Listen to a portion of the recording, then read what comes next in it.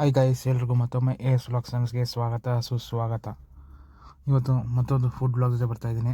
ಏನು ಮಾಡಿದ್ದೀನಿ ಅಂದರೆ ಎಗ್ ಮಸಾಲ. ನೋಡೋಕ್ಕೂ ಚೆನ್ನಾಗಿ ಕಾಣುತ್ತಲ್ವ, ಟೇಸ್ಟ್ ಕೂಡ ಹಾಗೆ ಇದೆ. ಮಾಡೋದು ತುಂಬ ಈಸಿ. ಚಪಾತಿಗೆ ಪರೋಟಾಗೆಲ್ಲ ಸೈಡ್ಸ್ ಆಗಿ ಸೂಪರಾಗಿರುತ್ತೆ. ಬನ್ನಿ ಹೇಗೆ ಮಾಡೋದು ಅಂತ ಹೇಳ್ಕೊಡ್ತೀನಿ.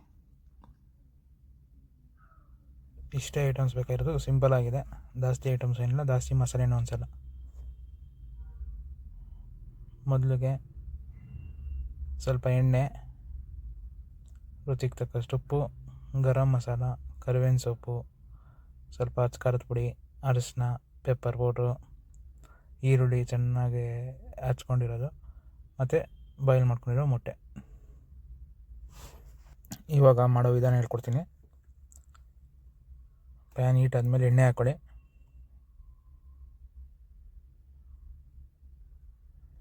ಎಷ್ಟು ಬೇಕೋ ಅಷ್ಟು ಒಂಚೂರು ಹಾಕ್ಕೊಳ್ಳಿ. ಅದಾದಮೇಲೆ ಕರಿಬೇವು ಹಾಕ್ಕೊಳ್ಳಿ. ಆಮೇಲೆ ಈರುಳ್ಳಿ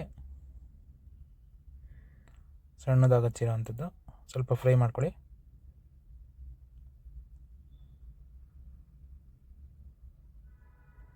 ಈರುಳ್ಳಿ ಎಲ್ಲ ಸ್ವಲ್ಪ ಫ್ರೈ ಆಗಿ ಚೆನ್ನಾಗಿ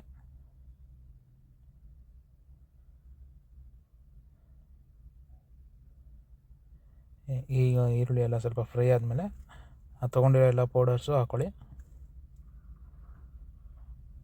ಮಸಾಲ ಪೌಡರ್ಸು ಸ್ವಲ್ಪ ಫ್ರೈ ಮಾಡಿ ಅದೆಲ್ಲ ಹಾಕ್ಕೊಂಡು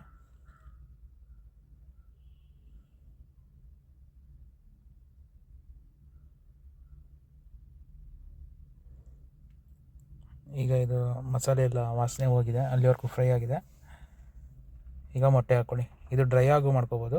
ಸ್ವಲ್ಪ ಗ್ರೇವಿ ಎಷ್ಟು ಆಗಬೇಕು ಅಂದರೆ ಸ್ವಲ್ಪ ನೀರು ಹಾಕ್ಕೊಳ್ಳಿ.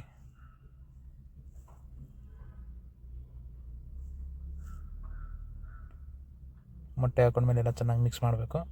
ಈಗ ಮಿಕ್ಸ್ ಆಗಿದೆ ನೋಡಿ, ಈ ಥರ ಆಗುತ್ತೆ. ಇಷ್ಟೇ ಸಿಂಪಲ್, ಜಾಸ್ತಿ ಏನು ಟೈಮು ಆಗೋಲ್ಲ. ಆರಾಮಾಗಿ ಮಾಡ್ಕೊಬೋದು ನೀವು.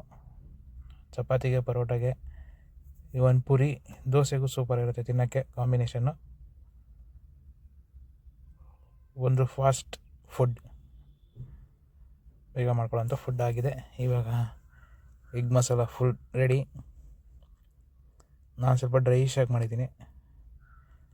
ನೀವು ಬೇಕಾದ್ರೆ ಗ್ರೇವಿ ಟೈಪಲ್ಲೂ ಮಾಡ್ಕೋಬೋದು ನೀರು ಹಾಕ್ಕೊಂಡು. ಬಟ್ ಟೇಸ್ಟ್ ಮತ್ತು ಚೆನ್ನಾಗಿರುತ್ತೆ. ರುಚಿಯಾಗಿ ಬಂದಿತ್ತು. ಟೇಸ್ಟ್ ಮಾಡೋಕ್ಕೂ ಸೂಪರಾಗಿತ್ತು. ಮಾಡ್ಕೊಳೋಕ್ಕೂ ಈಸಿ, ತಿನ್ನೋಕ್ಕೂ ಟೇಸ್ಟಿ.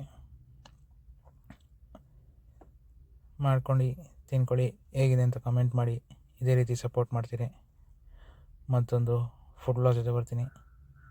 ಇನ್ನೂ ಜಾಸ್ತಿ ಜನ ಸಬ್ಸ್ಕ್ರೈಬ್ ಆಗಿ ಇದೇ ಥರ ಸಪೋರ್ಟ್ ಮಾಡಿ. Thank you.